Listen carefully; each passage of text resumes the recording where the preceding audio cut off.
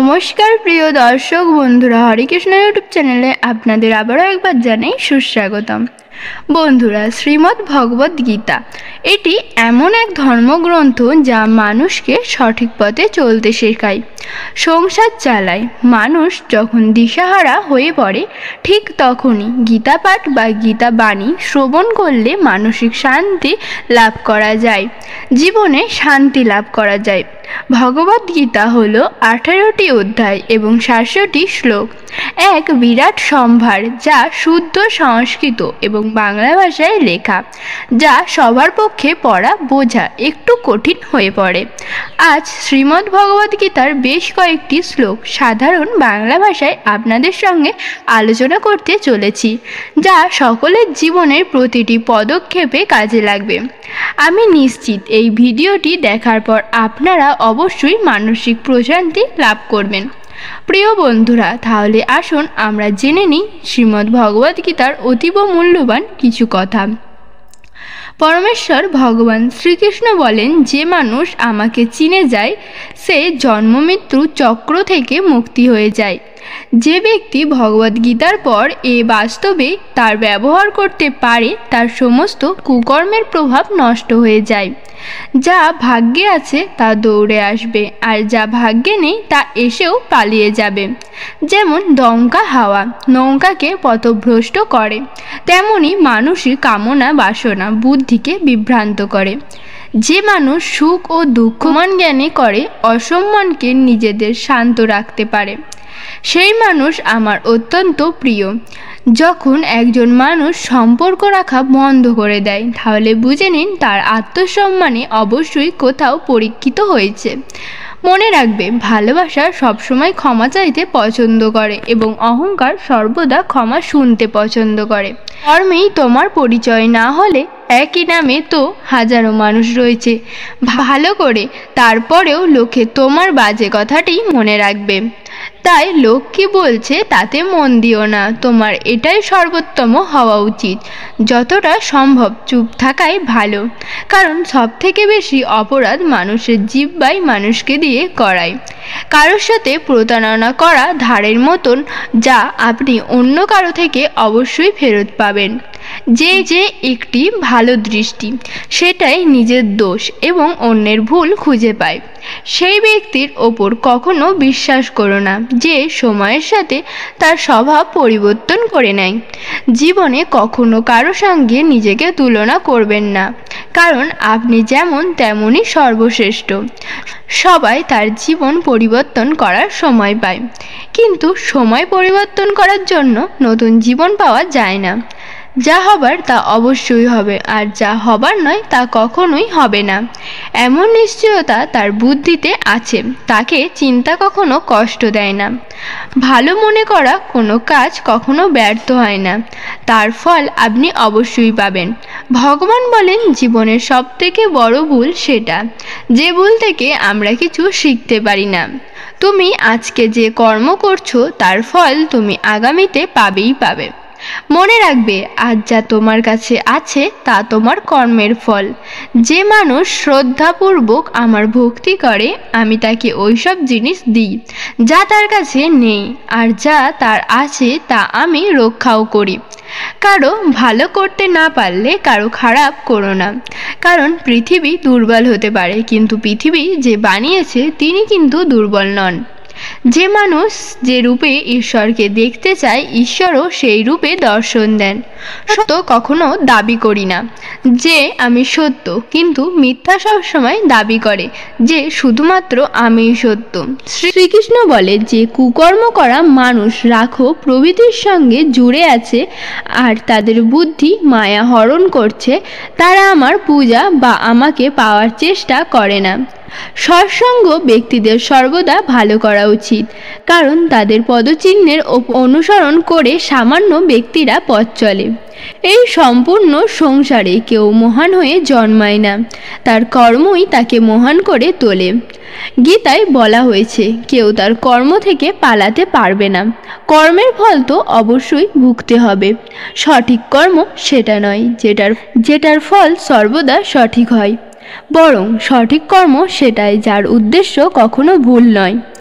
মানুষ সবসময় তার ভাগ্যকে দোষ দেয়, এটা জেনেও যে ভাগ্যের ওপরেই তার কর্ম, যা তার নিজের ওপরেই রয়েছে। জন্ম দেয়া ব্যক্তিদের মৃত্যু এতটাই নিশ্চিত যতটা মৃত ব্যক্তিদের আবার জন্ম নেয়া। তাই যা অপরিহার্য তার ওপর জোর করো না। মানুষ তার হৃদয় দিয়ে দান করতে পারে, হাত দিয়ে তা পারবে না। আর চুপ থেকে সে যা বলতে পারে, শব্দ দিয়ে তা সে বলতে পারবে না। যে জিনিস আমাদের হাতের বাইরে, তার জন্য সময় নষ্ট করা মূর্খতা হবে। কোনো ব্যক্তি না তো সময়ের আগে না তো ভাগ্যের অধিক কোনো কিছু পাবে, কিন্তু তার পাবার জন্য সর্বদাই প্রয়াসী হওয়া উচিত। ইতিহাস বলে গতকাল সুখ ছিল, বিজ্ঞান বলে কালকে সুখের হবে, কিন্তু ধর্ম বলে মানুষের মন পরিষ্কার ও ভালো হয় তাহলে প্রতিদিনই সুখের হবে। ক্ষমা করা ও শান্ত থাকতে শিখুন, তাহলে পাহাড় ও রাস্তা তৈরি করে দেবে। খুব সুখে এবং খুব দুঃখে সিদ্ধান্ত নেওয়া উচিত নয়, কারণ এই দুই পরিস্থিতি আপনাকে সঠিক সিদ্ধান্ত নিতে দেবে না। যে সব ব্যক্তি আধ্যাত্মিক জগতে পৌঁছে গেছে তাদের পথ হলো নিঃস্বার্থ কর্ম। যারা ভগবানের মধ্যে বিলীন হয়ে গেছে তাদের পথ হলো স্থিরতা, আর শান্তি মানব কল্যাণে হলো ভগবদ্গীতার প্রধান উদ্দেশ্য। এই জন্য মানুষের নিজের কর্তব্য পালন করার জন্য মানব কল্যাণকে প্রথমে রাখা উচিত। ভগবান বলেন, হে অর্জুন, যে ব্যক্তি বাস্তবে আমার উৎকৃষ্ট জন্ম গতিবিধি বুঝে যায় সে শরীর ত্যাগ করার পর আর তাকে জন্মগ্রহণ করতে হয় না, আমার পরম ধাম প্রাপ্ত করে।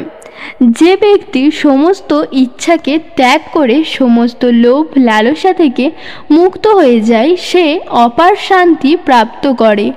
ভগবান আমাদের যা কিছু দিয়েছে তাই দিয়ে আমাদের জন্য অনেক পর্যাপ্ত। এটি একটি অপরিবর্তনীয় সত্য। ভগবানের কাছে করা প্রার্থনার দ্বারা মানুষের পরিস্থিতির পরিবর্তন হোক বা না হোক, কিন্তু এই প্রার্থনা মানুষের চরিত্রের অবশ্যই পরিবর্তন আনবে। চুপ থাকার থেকে বড় কোনো উত্তর নেই, ক্ষমা করে দেওয়ার থেকে বড় কোনো শাস্তি নেই। যে মানুষের কাছে সবার শক্তি আছে সেই ব্যক্তির সাথে কেউ প্রতিযোগিতা করতে পারে না। আমাদের অতিরিক্ত চিন্তা এবং মনের ভয় এমন একটি রোগ যার ফলে আমাদের আত্মশক্তি ভেঙে যায়। ভগবান বলেছেন, মানুষকে তার জীবনের সমস্যাগুলি থেকে পালানো উচিত নয়, আর ভাগ্য ভগবানের ইচ্ছা, এই সমস্ত অজুহাত দেয়া কখনোই উচিত নয়। শ্রীকৃষ্ণ বলেন, আমি উষ্ণতা দিই, আমি বর্ষা করাই, আর এগুলো বন্ধ আমি করি। আমি অমরত্ব, আমি মৃত্যু, আমার জন্য কেউ ঘৃণিত নয় এবং কেউ অত্যন্ত প্রিয় নয়। কিন্তু যে ব্যক্তি ভক্তি সহকারে আমার পূজা করে সে আমার সাথে এবং আমি তার সাথে থাকি। ঈশ্বরের শক্তি মানুষের হুঁশ, মনোভাব না এবং মনের গতিবিধির মাধ্যমে সদা তার পাশে থাকে।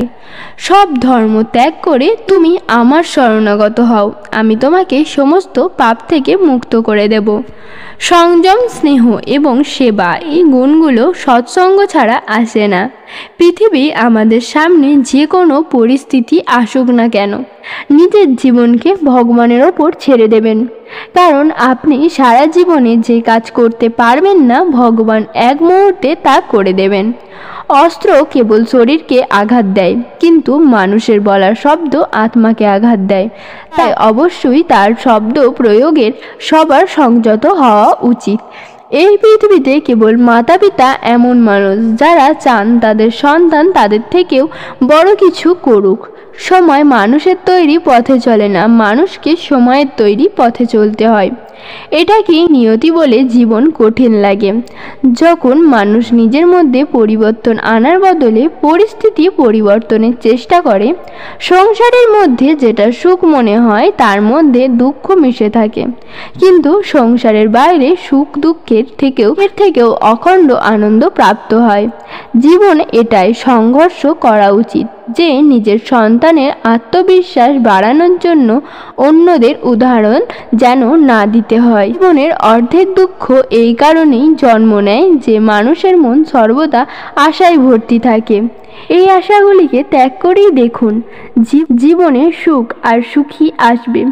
কেউ আপনার নিন্দা করলে চিন্তিত হবেন না, কারণ এই লোকগুলো আপনাকে মাহাত্ম্য দেওয়ার কোনো উপায় জানে না। কোনো কিছু জানার শক্তি এবং সত্যি ও মিথ্যাকে পৃথক করার যে বিবেক বুদ্ধি, তারই নাম জ্ঞান। জীবনের সংগ্রাম নিজেকে শ্রীকৃষ্ণ এবং অর্জুনের হতে হবে। প্রতিদিনই নিজের সারথি হয়ে মহাভারতের যুদ্ধের মতো জীবন যুদ্ধ লড়তে হবে। আমরা কিছু না বললেও তবুও তিনি শোনেন, তাই ওনার নাম পরমাত্মা। তিনি কিছু না বললেও আমরা যদি শুনতে পাই, তারই নাম শ্রদ্ধা। সবার সাথে এমন ব্যবহার করুন যাতে কেউ আপনার সাথে বাজে কথা বললেও কেউ তার কথা বিশ্বাস করবে না। সম্পর্ক সেই আত্মাগুলোর সাথে জুড়ে যাদের সাথে আগের জন্ম আমাদের কোনো না কোনো সম্পর্ক ছিল, না হলে পৃথিবীর এত ভিড়ে কে কাকে চেনে। শ্রীকৃষ্ণ বলেন, আমি বিধাতা হয়েও বিধির বিধানকে আটকাতে পারবো না। আমি চাইতাম রাধাকে আর মীরা চাইতো আমাকে, কিন্তু আমি হয়ে গেলাম রুক্মিণীর। ফলে রবিদাস ছেড়ে কর্মে মনোযোগ দেওয়া ব্যক্তি জীবনে সফল করতে পারে।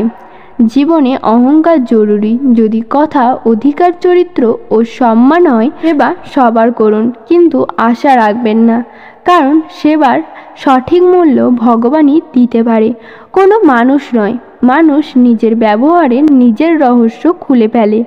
ভুল হওয়াটা প্রকৃতি, তা থেকে মেনে নেওয়াটা সংস্কৃতি, আর ঠিক করে নেওয়াটা প্রগতি। মানুষ ঘর, সম্পর্ক, বন্ধুত্ব সব বদলে নেয়, কিন্তু তবুও উদাসীনই থাকে, কারণ সে নিজেই বদলায়নি। ভগবানের সিদ্ধান্তের ওপর কখনো সন্দেহ করবেন না। যদি আজকে শাস্তি পাচ্ছেন, তাহলে আগে কোনো ভুল অবশ্যই করেছেন। দুঃখ এবং সমস্যা মানুষকে চিহ্নিত করার জন্য নয়, বরং তার যোগ্যতা এবং আত্মবিশ্বাসের পরীক্ষা নেওয়ার জন্য আসে। যদি আপনি সমস্যার সমাধান করতে পারেন, তাহলে চিন্তা কেন করছেন? আর যদি সমস্যাটির কোনো সমাধান না থাকে, তাহলে চিন্তার কোনো প্রয়োজন নেই। তো বন্ধুরা, আজকের ভিডিওটি এই পর্যন্তই। ভিডিওটি ভালো লাগলে অবশ্যই লাইক, কমেন্ট করে জানাবেন। সকলে ভালো থাকবেন, সুস্থ থাকবেন, আর আমার চ্যানেলে নতুন বন্ধুরা অবশ্যই চ্যানেলটিকে সাবস্ক্রাইব করে রাখবেন। হরে কৃষ্ণ।